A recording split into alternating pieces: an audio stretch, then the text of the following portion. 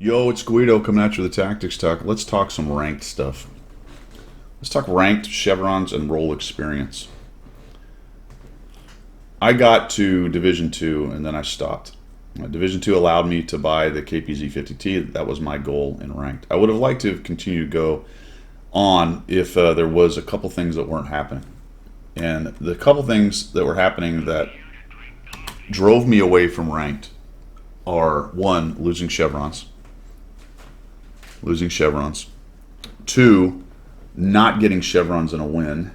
All right, those are kind of 1A, 1B really.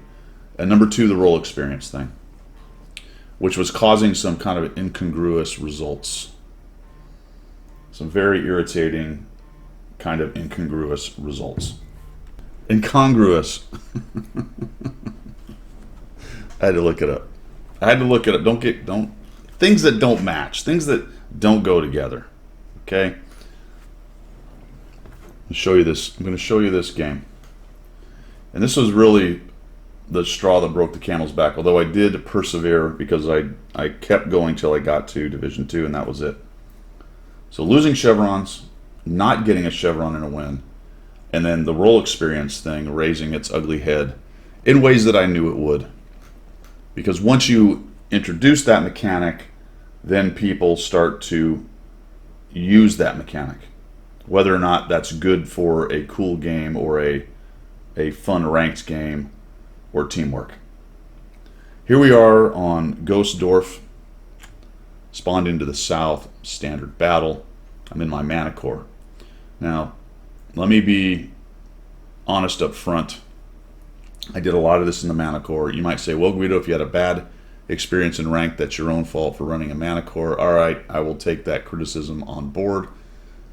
But here's my response to that. If the game mode isn't good in all the tier 10s, what's the point? If the game mode isn't good in all the tier 10s, what's the point? If it's ranked, run the best tank mode, and it might be, and people may be fine with that, that's one thing. But it's not really billed as that, is it? They have a bit of a problem with this. They're trying to make a ranked system to show the best players that is also accessible to all the players. Speaking of incongruous, things that don't match, that don't go together, I don't know if you can do that. They've done a decent job here with it, but it's still got its problems. What do I like? I love the 10v10. I like the matchmaker. I wish it was 7v7, but I do like the 10v10. I think one of the reasons that they didn't go to 7v7 is I've played it, considered it, looked at the chevron system, the experience, the role experience, all that stuff. One of the reasons, I think anyway, is the chevron system is going to be a hard sell on a 7v7 if you're losing a chevron or a push. If you get a push and you win.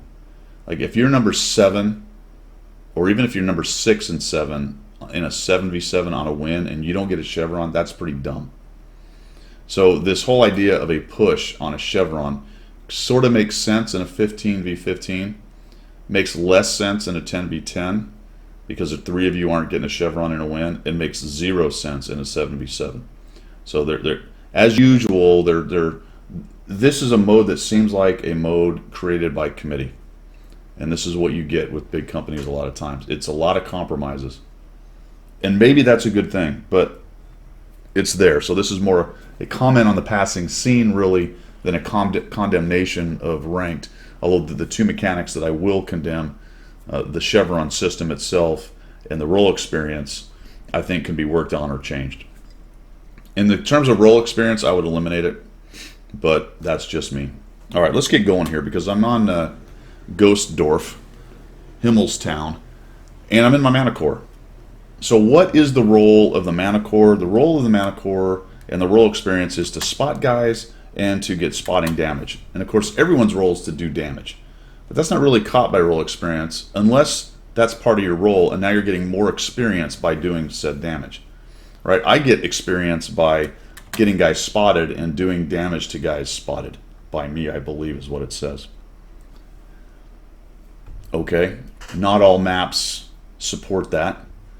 Nearly all maps support heavy brawling. So whatever the heavies role experience is, you almost can't not, you almost can't play a game and not do what you're supposed to do. Did I double negative that? I probably did. I think you get my point. A heavy is going to fall into his role any map, because that's how they're designed. Light tanks, on the other hand, have some maps that's very difficult to fall into the role. Now, this one doesn't happen to be one of those. This one actually has some pretty good light tank spotting stuff in this middle area, especially on a 7v7 or 10v10, is pretty good for a very stealthy tank like this. I'm facing only a 13105, which I should outspot pretty well, depending on how YOLO he is and how YOLO I am, and if I make any mistakes. So what we're going to do in here is I'm going to try to lock down this flank. This flank's pretty important on this map. You get a couple guys out here and start shooting into the city or coming around behind in a 10v10, you can be in trouble pretty quickly. You also notice a couple of our mediums are going to the other side, and this is interesting because on this map, I would say in ranked mode, this is a map you do need to spread out just a little bit to see what's going on, because you really don't want to get a powerful flank from one side or the other. Let a bunch of enemy mediums sit up on the west hill over there, and you got trouble down in town trying to do anything, you can get locked down.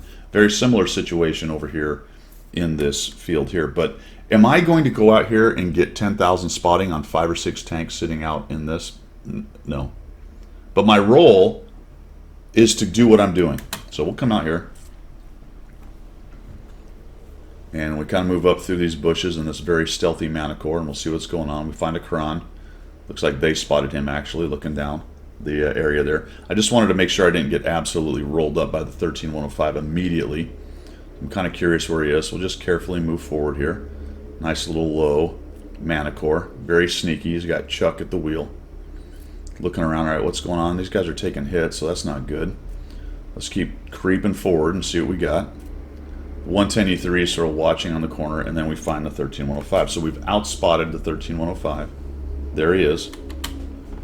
He's up on the hill, doesn't know what's going on. Takes a big hit. And we're at 795. I got the little symbol, so there's part of my role. I've got some experience for accomplishing what I'm supposed to accomplish, according to Wargaming, in this mode. The 13105 takes some hits, and he's making a runner. I can't do anything for him. I don't want to shoot him because I don't want to get spotted. And so I have taken down their scout. This is hugely important to winning this game in this map. Scout's no longer an issue. The mediums are doing their job. They've countered the medium that's up there. All right, and I've got the Sturv locked down right here as well. So they are no longer really in danger of coming around the side of us and harassing us in the city from the side. As a matter of fact, we're starting to get some freedom of movement, and I find the Sturv here. I've got some guys in the back. See, the Kron's kind of doing the same thing that our guys are doing on that back corner. Looking for shots potentially of guys trying to sneak through, and he's disappeared because he got lit. Which is keeping him busy, right? Keeping him busy. So we got the Sturv there. He's messing about. Yeah, I'm not sure if he knows he's unlit because he actually pushed up and takes a big hit. So there's 1,000. So I'm up to 2421. I am currently looking at this as I'm playing this match going, because I only needed one chevron here, by the way. Yeah, there's some sour grapes going on in this match, 100%. And I'm looking at this wind starting to develop. Things are looking pretty good right here.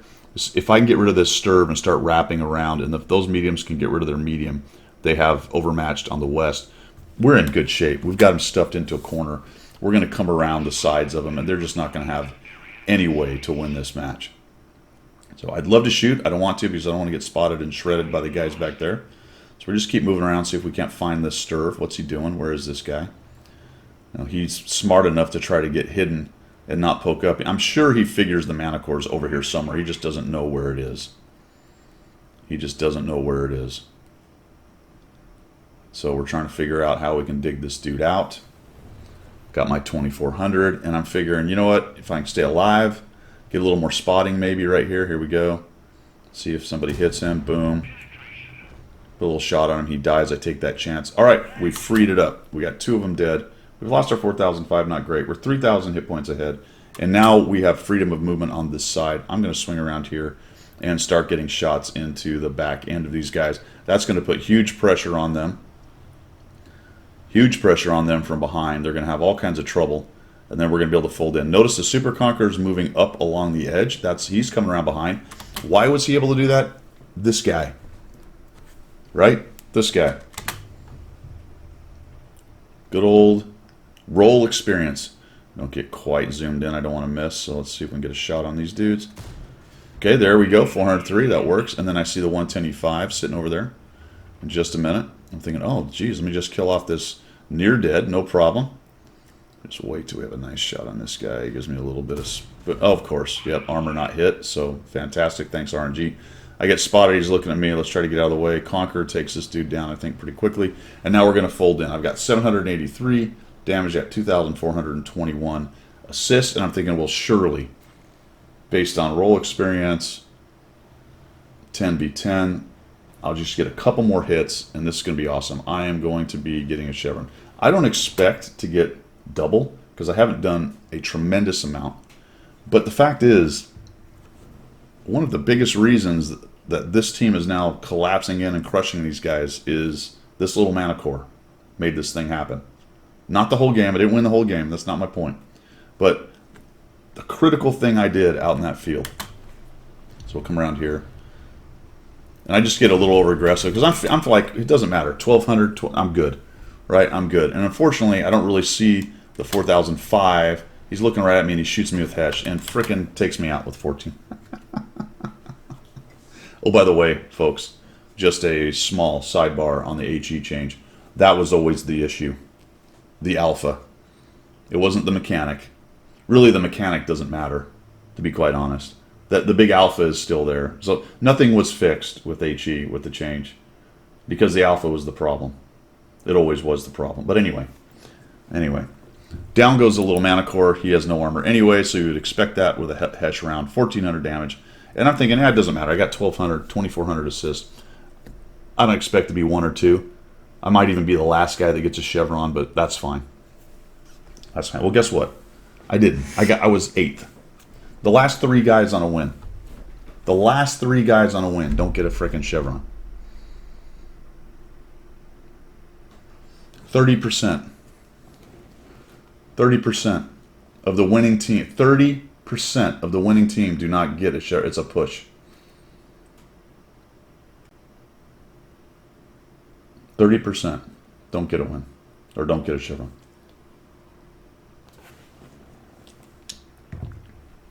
That one tore it, man. That was the end of my efforts in ranked, other than to just get to Division 2. And once I got there, I stopped playing. Matchmaker's good. 10v10 is good. The Chevron system sucks. Going backwards sucks. Now, I'm all about competition. If you want to make a true ranked where the best of the best play each other, this is not the format. Because this is more of a grind format. This is a format that tries to live in both worlds. So you're not making anybody happy. None of the super competitive top-end players like this as far as the system. Not the matchmaker, not the 10v10, not the idea of ranked. But they don't like the grind part of it where anyone can make it to the top. Now, I would contend that's not really true. They don't make it to the top. They make it to bronze, right? Because it's really the percentage of chevrons over games that matters. That really should be the ranking, and it is. When you look at the leaderboard, that's how it's done. But still, they don't like the idea of that. And then the grinding players don't like the idea of going backwards. And I despise the idea of being on a winning team, doing everything you needed to do to help that team win and not get a chevron, to get a push. It's just garbage. I understand that they are attempting to stop the botting. I understand that they're attempting to stop the botting. But that was an honest effort. Number 8, I get nothing. And really, I think that my contribution to that win was well above number 8 on the team. But you can't capture that. That's hard to capture. The reason they tried the role experience thing is to try to capture that kind of thing. The problem is now they put it across all tanks. So when we look at the card at the end of this, some of these guys just went in and took a bunch of hits. And that's what they needed to do. They're a heavy tank. They went into the heavy zone, and they bounced a bunch of damage. Did a bunch of damage, which is what they should be doing. All that turned out to be worth more than what I did, securing an entire flank over there, killing off the scout, locking down the Sturv and killing him, and then helping facilitate the complete encirclement and destruction of this team. I got nothing. Bubkiss. Bubkiss. Yep, that really tore it, man. That really tore it. I had some other videos. I'm going to leave it at this. The other replays were more along the lines of watching teams do silly things, but that's a pub problem as much as it is a ranked problem. The upshot of the other replays that I'm not going to bother with doing is the fact that it's very selfish gameplay in ranked a lot of times, and as soon as something starts going south, the entire team runs away. I've got another video on that, I think, coming out, or it has come out. Not a factor here. Didn't happen here. The game was pretty fast, really, at the end of the day, and everyone fought, so very few people. There was no real place to run away on this one anyway. But you will see that on other maps where there are very good fallback positions. I think one of them was actually on this map, as I recall. Everybody ran back to the hills and was hiding up there. Was 3 or 4 or 5 tanks up there. That's a problem, but that's a meta gameplay problem. It doesn't happen often, but it's often enough to be annoying. But that's a gameplay problem you find in pubs, and it's just the nature of the game. I think the mechanics of the chevrons and the mechanics of the role experience are the two biggest things that need to be worked on. And I would scrap the role experience thing right off the bat. I would scrap the role experience thing. And I would change the chevron. I think the winning team should all get a chevron. You won. That's the point. You got a W. How do you not advance on a W? Sorry, you didn't do good enough in your win. Well, screw that. That's ridiculous. You know, and accept that there's going to be some botters. And maybe the rewards don't need to be so good that it incentivizes botters. You know, getting discounts to buy things for bonds is probably a better idea rather than just plain old give stuff. That way they have to spend some to get it anyway. So what would really be the point of botting other than to just get, you know, you're botting so you can buy things for bonds? Okay, well, whatever. I mean, who cares? So there you have it. If it goes to 7v7, I can't see any reason there would ever be someone who didn't get a chevron. But I think that's why the 10v10 was agreed upon as opposed to a 7v7 that they know is a superior and more liked mode or more liked setup. It's because they were going to have a tough sell trying to tell somebody in a 7-man team they didn't get a bond for a win. Isn't that interesting that they've set it up at 10v10?